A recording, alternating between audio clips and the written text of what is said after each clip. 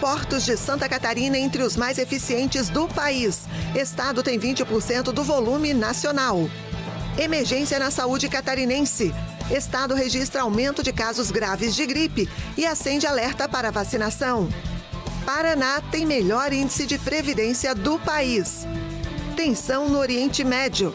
Israel ataca Irã e Tel Aviv tem noite tensa após contra-ataque iraniano.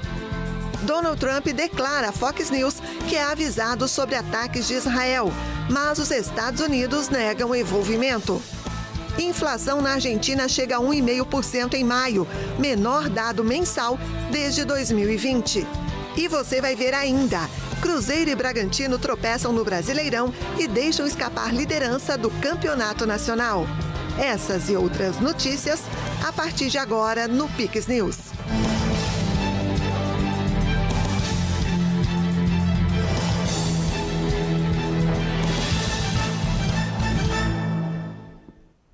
Olá, sejam todos bem-vindos, bem-vindas ao Pix News desta sexta-feira 13. Agora no horário de Brasília, 8h02. O governo de Santa Catarina declarou situação de emergência em saúde pública em todo o território catarinense para prevenção e enfrentamento da síndrome respiratória aguda grave. O estado também tem registrado um aumento da circulação do vírus influenza, conhecido como o vírus da gripe. Com a taxa de vacinação contra a gripe em 43,3% entre os grupos prioritários e o avanço da doença em Santa Catarina, o estado busca reforçar a importância da vacinação, que é a principal forma de prevenir casos graves e mortes causadas pela gripe. Desde o mês de maio, a vacinação está disponível para toda a população a partir dos 6 meses. Santa Catarina tem evidenciado um aumento dos casos de síndrome respiratória aguda grave, principalmente pelo vírus influenza. Isso tem sido diagnosticado desde o final do mês de abril. Com esse aumento da circulação do vírus influenza, nós temos visto uma sobrecarga, um aumento da busca da população nas UPAs, pronto-atendimentos e mesmo nos hospitais. Para que a gente evite o vírus influenza e as formas mais graves da doença, a síndrome respiratória aguda grave e até mesmo os óbitos que a gente tem visto neste ano, é importante a gente procurar a vacinação. O superintendente ressalta ainda que pessoas pertencentes ao público prioritário, como idosos, gestantes, crianças e pessoas com comorbidades, devem manter a caderneta de vacinação atualizada, seguindo corretamente as orientações quanto às doses e aos intervalos recomendados. Crianças menores de 5 anos e pessoas com mais de 60 anos devem ser imunizadas quanto antes, pois são mais vulneráveis às complicações da enfermidade. Os grupos prioritários, as gestantes, as crianças de 6 meses a 5 anos de idade e os idosos precisam receber essa dose anualmente para estar mais protegidos nesse período de inverno. E também toda a população pode buscar agora, após a campanha inicial, as salas de vacina para receber também a sua dose. Mas é importante lembrar que o grupo que tem adoecido mais e evoluído para óbito são principalmente os idosos e os adultos portadores de comorbidade. Então, fique alerta, procure a unidade de saúde e vacine-se para que a gente consiga enfrentar esse período de maior circulação de vírus respiratórios, de frio, com mais segurança. Nesta quinta-feira, o governo declarou situação de emergência em saúde pública para a prevenção e enfrentamento da síndrome respiratória aguda grave. Com o decreto, a Secretaria de Estado da Saúde pode, dentre outras ações, promover requisição administrativa de bens e serviços de entidades privadas com ou sem fins lucrativos de forma mais ágil. O decreto publicado ontem é um ato mais administrativo para chancelar as ações que nós já estamos fazendo relacionadas à conformação da rede, do fortalecimento na compra de leitos, que já estão em andamento, que já foram feitos e que nós continuaremos fazendo para superar esse momento de sobrecarga da nossa rede de saúde, em especial por conta das síndromes respiratórias, influenza, derivadas da gripe. Então, é um ato que o governador fez, chancelando essas ações. A partir de agora, eu publico portarias com recursos do governo do estado, organizando todas essas compras que vêm ocorrendo, toda essa organização da rede para garantir assistência para a nossa população. Os portos de Santa Catarina alcançaram a liderança na movimentação de contêineres no sul do Brasil. O estado responde por 20% do volume nacional, superando Paraná e Rio Grande do Sul, e registrou o maior crescimento de cargas no primeiro quadrimestre deste ano, enquanto o índice nacional teve queda. Dados da Agência Nacional de Transportes Aquaviários mostram que de janeiro a abril de 2025, os portos catarinenses movimentaram 949 mil contêineres. O Porto Itapoá lidera o volume no estado, seguido pela Portonave, em Navegantes, e pelos portos de Itajaí e Imbituba. O total de cargas movimentadas nos portos de Santa Catarina passou de 21 milhões de toneladas no período, resultado que coloca o estado na frente da região sul e acima da média nacional. Superamos 20% de toda a movimentação nacional. Ou seja, de cada 5 contêineres que circulam pelo Brasil, 1 passa por Santa Catarina. Um estado que tem apenas 1% de todo o território nacional tem essa relevância para a logística nacional. Em Imbituba foram anunciados investimentos de 14 milhões de reais para melhorias viárias e ampliação das operações portuárias. O local também recebeu um novo centro tecnológico de gerenciamento. Já o porto de Itajaí foi incluído na Rota Bioceânica, o que deve ampliar a conexão com a Ásia e a Europa e reduzir os custos logísticos. Em Navegantes, a Portonave investe na modernização da estrutura com equipamentos 100% elétricos, ampliando a capacidade de movimentação e reduzindo impactos ambientais. Então é mais um recorde que se bate, nossa movimentação total de cargas também cresceu cerca de 8%. Isso é muito significativo, considerando que o movimento nacional caiu 1,5%.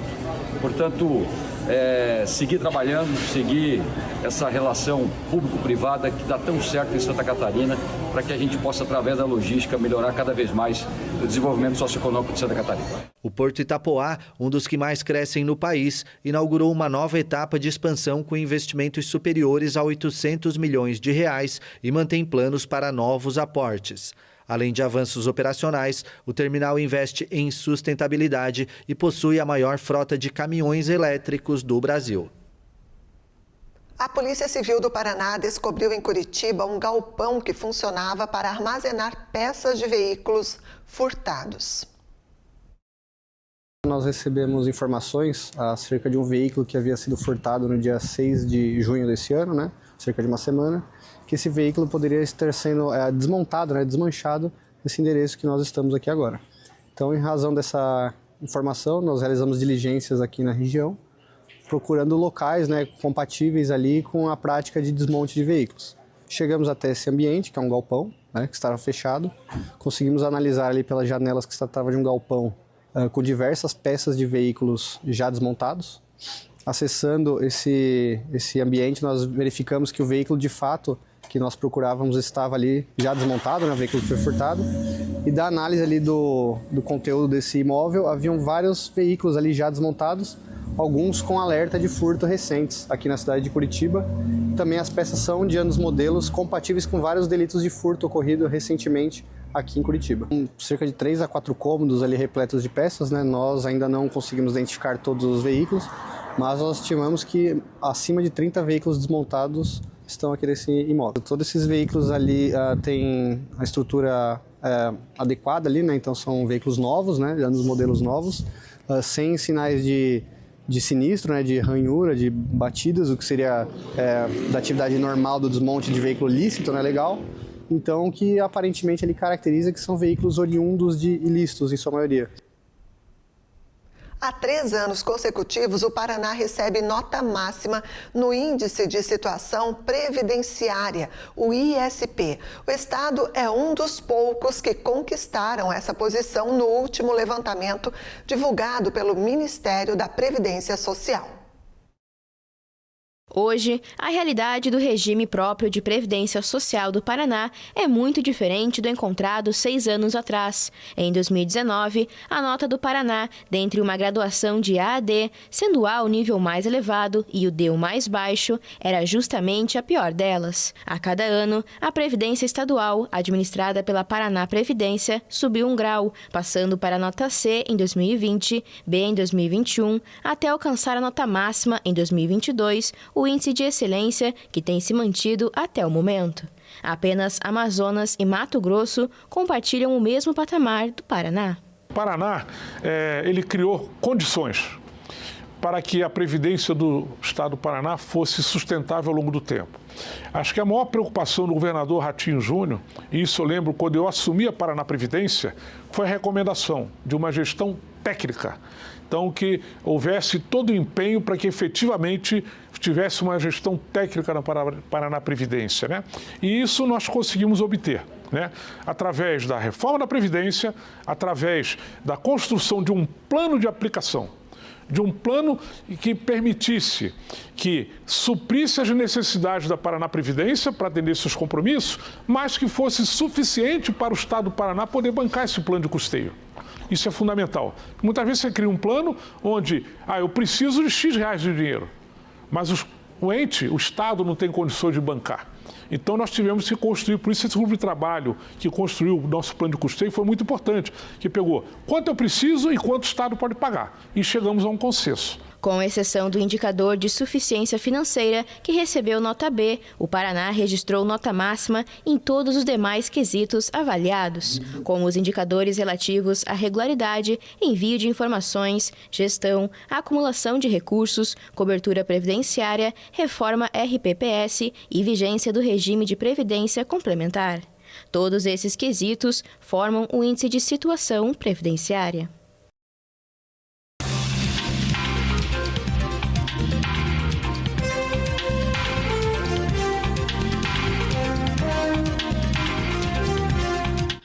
O governo Lula apresentou ao Supremo Tribunal Federal um pedido para que a Corte suspenda todas as decisões judiciais que vêm condenando o INSS à restituição dos descontos, além da suspensão da prescrição dessas ações. Assunto para o jornalista Tiago Pereira. Boa noite, Tiago. Boa noite a você, André, e a toda a nossa audiência qualificada aqui da Pix TV. Pois é, o presidente que defende o Partido dos Trabalhadores não quer que se investigue quem roubou os trabalhadores aposentados.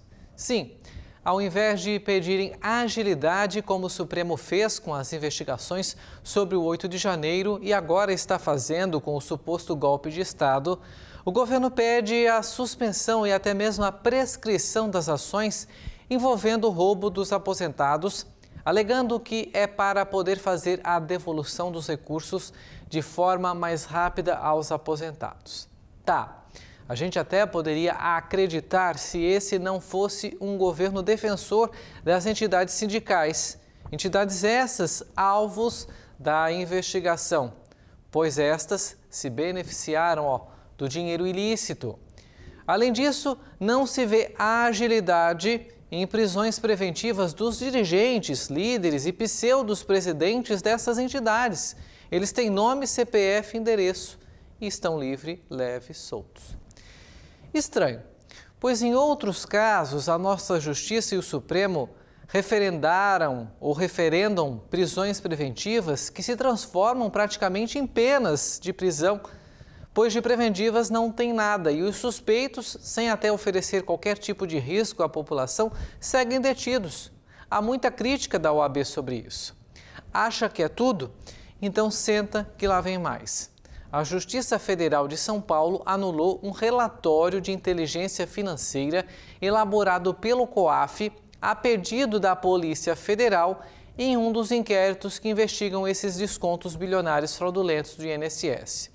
Ou seja, aqui, ao que tudo indica, há um trabalho institucional tentando limitar ou eliminar as provas contra esses bandidos que roubaram os aposentados brasileiros. Sim, à luz do dia, os nossos representantes, que deveriam pelo menos nos representar, sem vergonha alguma, pedem aos engravatados e togados que as investigações contra roubo param. E pasmem, os pedidos são aceitos. É isso mesmo, eles acatam os pedidos do governo. É nesses casos que ilustram bem aquilo que eu sempre falo aqui, sobre os riscos do sistema atual que temos de indicação de presidentes e governadores a juízes e desembargadores e ministros do Supremo, pois Lula é a prova viva disso. pois com 3 mandatos ele indicou 3: Carmen Lúcia, Toffoli e Zanin. Já Fux, Rosa Weber, Barroso e Fachin foram nomeados por Dilma. Ou seja, 7 indicados do Partido dos Trabalhadores para uma corte de 11 ministros. Aí, meus amigos, quando chega um pedido de quem os indicou, nós entendemos que é mais fácil a aprovação.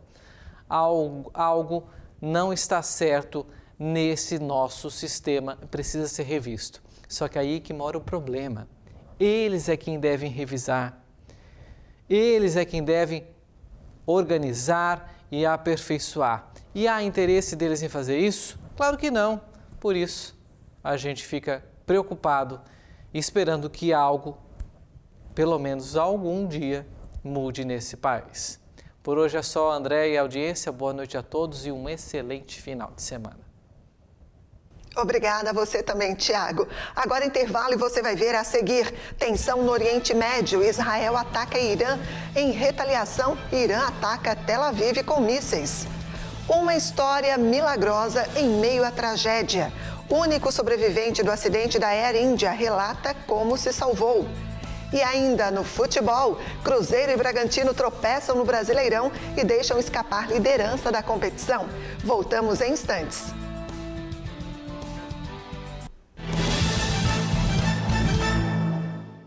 Chegou o furacão de ofertas. Ai, que comprar! Sábado e domingo de desconto! Não vai sobrar nada. Skol Pilsen 350 ml. Leve 12 e a unidade sai por R$ 2,82. Se beber, não dirija. Alcatra com a minha a vácuo, R$ 34,90 o quilo. Açúcar extra fino Bom Trás 5 quilos, R$ 16,99. Feijão preto Caldão 1 quilo, R$ 4,49. Lava-roupas Girando Sol 4 quilos, R$ 24,99. Papel higiênico Mille com 32 rolos, R$ 34,99.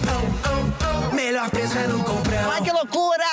Mais importante que falar dos 46 mil benefícios oferecidos em universidades catarinenses é falar das histórias que o programa Universidade Gratuita está ajudando a escrever. Em 2 anos, o governo pagou as mensalidades de milhares de alunos, tornando possível o sonho da faculdade em todas as regiões do estado. Informações, acesse o site. Programa Universidade Gratuita. Oportunidade para quem precisa. Governo de Santa Catarina.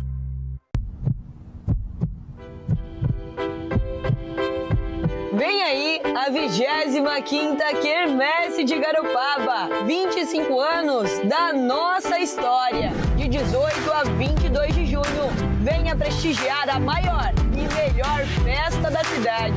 Diversão, cultura, tradição, artesanato, gastronomia. Bora curtir os shows nacionais do J Quest, César Menotti Fabiano, Yasmin Santos, Diogo Nogueira. 18 a 22 de junho, 25ª Quermesse de Garopaba, 25 anos da nossa história. Realização, Prefeitura de Garopaba. De volta com o Piques News, agora vamos com alguns destaques internacionais. A tensão aumentou no Oriente Médio após ataque de Israel contra o Irã na madrugada desta sexta. O presidente do Irã se pronunciou nesta sexta após a ação que matou parte da alta cúpula da Guarda Revolucionária Iraniana e diversos importantes cientistas nucleares. Nas ruas de Teherã, as pessoas pedem vingança. Já o primeiro-ministro de Israel, Benjamin Netanyahu, prevê várias ondas de ataques iranianos. Ele afirmou em uma mensagem de vídeo que acredita em uma resposta da República Islâmica após os ataques da madrugada desta sexta em Teherã e diversas localidades do país. O premier israelense também classificou a ação militar no Irã como um ato necessário, após o país ter enriquecido urânio de forma acelerada, fora dos padrões internacionais. Os ataques ao Irã ocorrem em momentos de estagnação nas negociações iniciadas em abril entre Washington e Teherã sobre o programa nuclear iraniano. O exército israelense afirmou que mobilizou 200 aviões para atacar cerca de 100 alvos em todo o Irã. Os dois países são inimigos jurados desde a Revolução Islâmica de 1979. E o Irã contra-atacou Israel nesta sexta-feira. A Guarda Revolucionária do Irã afirmou que lançou um ataque contra dezenas de alvos em Israel. Em uma declaração à mídia estatal do país, a Guarda disse, abre aspas, a Guarda Revolucionária Islâmica executou resposta detalhada e precisa contra dezenas de alvos, centros militares e bases aéreas do regime sionista usurpador nos territórios ocupados. Fecha aspas. Socorristas israelenses disseram que 7 pessoas morreram no centro do país, pouco depois do Irã disparar os mísseis contra Israel. Pelo menos 34 pessoas ficaram feridas. Israel afirmou que, ao atacar civis, o Irã cruzou uma linha vermelha. E os ataques israelenses a instalações militares e nucleares do Irã sacodem os mercados em meio ao temor de uma guerra no Oriente Médio.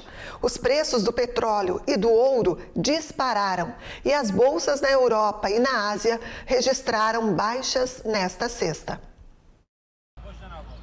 O Irã é um dos maiores produtores de petróleo do mundo e os mercados reagiram rapidamente, antecipando uma queda na oferta de petróleo, o que elevou os preços. Após subir mais de 12% durante a noite, no começo da manhã, no horário de Brasília, o barril de West Texas Intermediate para entrega em julho subiu 6,53% a $72 ou R$ 401. No mesmo horário, o Brent do Mar do Norte para entrega em agosto subiu 6,40% a $73 ou R$ 409 por barril.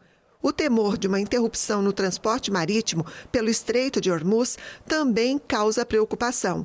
O ouro subiu 0,69% a $3.409 ou R$ 18.879 a onça, enquanto as bolsas de valores afundaram em terreno negativo. No início do pregão europeu, Paris perdeu 1,13%, Frankfurt 1,32% e Londres 0,57%. No final do pregão na Ásia, Hong Kong caiu 0,97%, Shenzhen 1,10% e Xangai 0,75%. Tóquio caiu 0,89% e Seul 0,87%. O presidente americano Donald Trump disse à Fox News que estava ciente de que Israel lançaria ataques ao Irã antes que eles ocorressem. Trump enfatizou que a República Islâmica não pode ter uma bomba nuclear. A afirmação foi feita pelo magnata ao canal Fox News, horas depois da série de ataques aéreos na sexta-feira que atingiram cerca de 100 alvos, incluindo instalações nucleares e militares. O primeiro-ministro israelense Benjamin Netanyahu disse que a operação teve como alvo a instalação nuclear de Natanz. A imprensa iraniana noticiou que o líder da Guarda Revolucionária Iraniana, Hossein Salami, e o chefe de gabinete, Mohammad Bagheri, foram mortos. Trump afirmou que o Irã não pode ter uma bomba nuclear e se disse ansioso para retornar à mesa de negociações, mas enfatizou que os Estados Unidos estão prontos para se defender e defender Israel se o Irã retalhar. O secretário de Estado, Marco Rubio, disse que os Estados Unidos não estiveram envolvidos nos ataques contra o Irã e reiterou que a maior prioridade do país é proteger as forças americanas na região. O rosto de Ramesh ficou conhecido no mundo inteiro. O homem, de 40 anos, foi o único sobrevivente da queda do avião da Air India nesta quinta. Ramesh disse em uma entrevista que não consegue explicar como escapou da tragédia com vida. O cidadão britânico Vishwas Ramesh foi o único sobrevivente das 242 pessoas a bordo de um avião com destino a Londres, que caiu na quinta-feira na cidade indiana de Ahmedabad. No hospital, ele declarou que não consegue explicar como sobreviveu. Aconteceu diante dos meus olhos. Não consigo acreditar que saí vivo. Por um tempo pensei que também morreria. Quando abri os olhos e percebi que ainda estava vivo, soltei o cinto de segurança e saí. तो मैंने ट्राई किया, जब मेरी सीट से वो मेरी बेल्ट निकाला, मैंने वो ट्राई किया जहाँ से निकल सकता वहाँ से, तो मैं निकल गया वहाँ से। O Boeing 787 Dreamliner da Air India explodiu como uma bola de fogo na tarde de quinta-feira, logo após a decolagem. Ramesh estava no assento 11A. Take off के बाद 1 मिनट के अंदर ही जब टेक ऑफ हुआ ना, तो suddenly minuto após a decolagem, a sensação era de que o avião estava preso no ar. Depois de algum tempo, luzes verdes e brancas se acenderam, o que provavelmente significava que o avião estava tentando ganhar velocidade para a decolagem. O avião caiu sobre o albergue.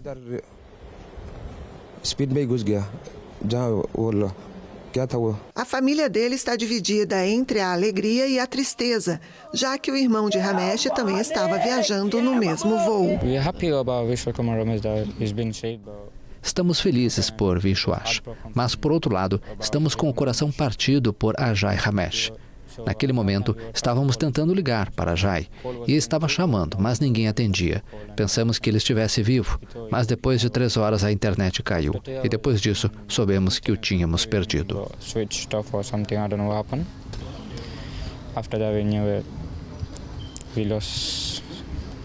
O acidente deixou pelo menos 265 mortos, incluindo vítimas em terra.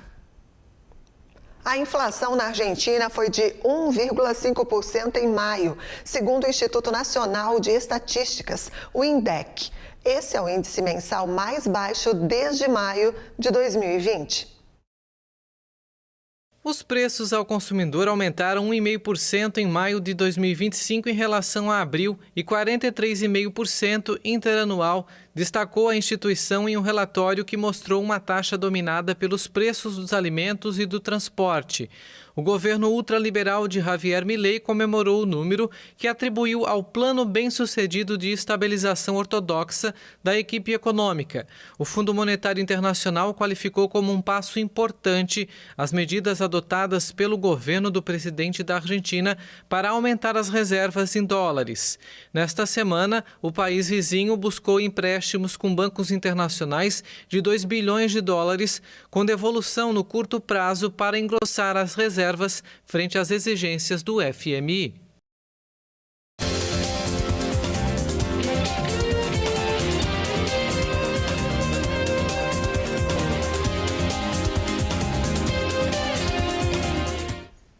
Cruzeiro e Bragantino tropeçaram no Brasileirão e deixaram escapar a liderança do campeonato.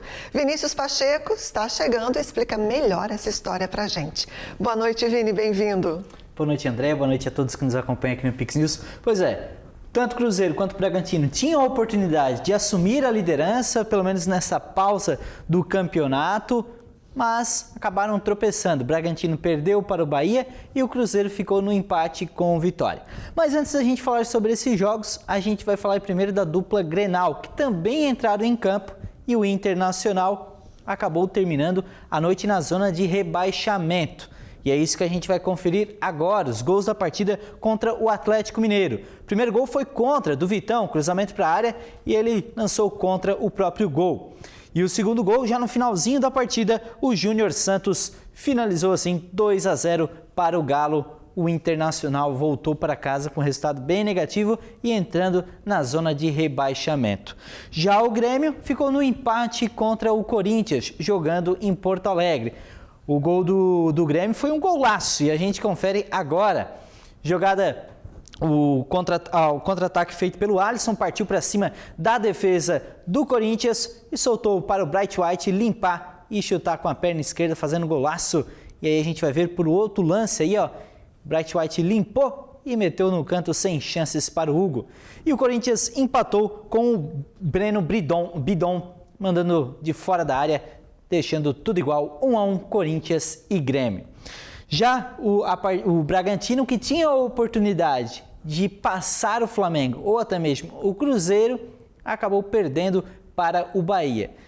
Logo no início do jogo, aos 10 minutos, teve um jogador expulso, mas a consequência disso foram os gols contra a própria meta. E é isso que a gente confere agora. O primeiro gol foi marcado pelo Luciano.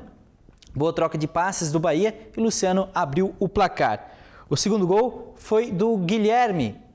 troca de passes, Guilherme fez contra, né? O Everton Ribeiro chutou e o Guilherme fez contra. E o terceiro gol foi esse golaço aí do Michael Araújo, mandando e finalizando 3-0 para o Bahia, e o Bragantino ficou estagnado aí na terceira colocação do campeonato. Já o Vasco fez uma boa partida. Nesse tempo de pausa aí, o Fernando Diniz conseguiu treinar ainda melhor a equipe e venceu o São Paulo no Morumbi. E é isso que a gente confere agora. Primeiro gol da partida, um contra-ataque do menino, o Ryan, mandou no canto, partiu para cima, mandou no canto e fez 1-0 para o Vasco. Ele de novo brigando contra a defesa do São Paulo, chutou e na sobra o Nuno Moreira fez 2-0 para o Vasco. O terceiro gol veio do artilheiro do Vasco da Gama, o Verratti, recebeu e bastou chutar, fazendo 3-0. E o São Paulo chegou a diminuir com esse golaço do Ryan Francisco, fazendo então 3-1, São Paulo perdendo perdendo em casa, torcida muito braba com o treinador, mas por enquanto ele permanece no cargo. Já o Fortaleza perdeu para o Santos voltando a vencer fora de casa. E é isso que a gente confere agora. O Santos chegou a abrir 2-0. O primeiro gol foi com o Álvaro Barreal, aproveitando um belo passe. E o segundo gol veio com o Guilherme, abrindo 2-0, mandou no canto.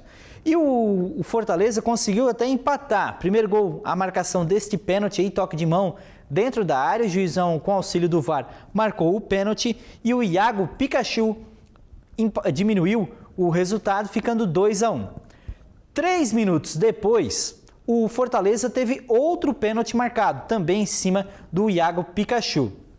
Iago Pikachu foi para a cobrança novamente e deixou tudo igual, 2-2, 3 minutos depois de ter diminuído. E o Santos, já no finalzinho da partida, conseguiu ficar na frente novamente e fazer então 3-2 e sair com a vitória lá do Ceará, vencendo novamente o Santos. Já a partida entre Vitória e Cruzeiro ficou no 0-0. Cruzeiro também poderia assumir a liderança caso tivesse vencido, mas o 0-0 permaneceu então a Raposa na segunda colocação. Essa partida também que teve uma lesão gravíssima do Jamerson, que é o lateral esquerdo do Vitória, ele que sofreu uma lesão séria. O Eduardo deu um carrinho ali, ele teve uma fratura exposta, saiu de ambulância e teve que fazer uma cirurgia na perna também, uma lesão bem grave. O Eduardo que acabou sendo expulso também nesta partida. Mas agora a gente vai mostrar como ficou a tabela nessa pausa do campeonato. Vamos finalizar assim. O Flamengo permanece na liderança do campeonato com 24 pontos. O Cruzeiro com a mesma pontuação, também com 24 pontos, está na segunda colocação, diferença de saldo de gols. O Bragantino então permaneceu na terceira colocação com 23 pontos, seguido então fechando o G4 do Palmeiras com 22 pontos. Bahia com 21 está na quinta colocação, Fluminense e Atlético Mineiro estão com 20 pontos. Botafogo, Mirassol e Corinthians fecham essa primeira parte da tabela com os 10 primeiros times. A segunda parte da tabela vem então com o Grêmio com 16 pontos na 11ª colocação, Ceará na 12ª colocação com 15 pontos, Vasco da Gama em 13º com 13 pontos, São Paulo com 12 pontos está na 14ª colocação, o Santos conseguiu sair da zona de rebaixamento e aí a gente tem a sequência de times com 11 pontos. Então o Santos, Vitória e o Internacional já dentro da zona de rebaixamento. Fortaleza com 10 pontos está na 18ª colocação, o Juventude na penúltima colocação e o Sport o último colocado do Campeonato Brasileiro. E agora o Campeonato Brasileiro dá uma pausa de pelo menos 30 dias, porque começa amanhã o Mundial de Clubes, a Copa do Mundo de Clubes. A estreia vai ocorrer entre o Al-Ahly e o Inter Miami às 21 horas e o primeiro time brasileiro a jogar na Copa do Mundo de Clubes será o Palmeiras contra o Porto no domingo às 7 horas da noite. O Botafogo também joga domingo contra o Seattle Sounders às 11 horas da noite. Flamengo joga contra o Esperance na segunda-feira às 10 horas da noite e o Fluminense na terça-feira à 1 da tarde contra o Borussia Dortmund. Andréia, então a gente fica aí na expectativa. Uma pena que dá uma pausa no Campeonato Brasileiro que a gente gosta tanto, mas uma grande expectativa sobre o que vai ocorrer principalmente neste Mundial de Clube, na Copa do Mundo de Clubes. A grande expectativa é como os clubes brasileiros vão se comportar à frente dos times europeus. É torcer para o Brasil. Torcer para o Brasil e torcer pelo menos passarem pelas fases de grupos e depois passou da fase de grupo, aí Deus sabe o que vai ocorrer. É isso aí. Vini, obrigada, viu? Uma boa noite. Boa noite a você e até a próxima. E assim a gente encerra o Pix News desta sexta-feira 13. Nossas reportagens e a íntegra da edição você pode rever no Pix News HD, nosso canal no YouTube. Curta, compartilhe os nossos conteúdos. Mais notícias também no pixtv.com.br. Acesse lá o site. Fique agora com CinePix e a gente se encontra na segunda-feira. Bom fim de semana a todos. Pix TV, conectando você ao melhor conteúdo todo dia.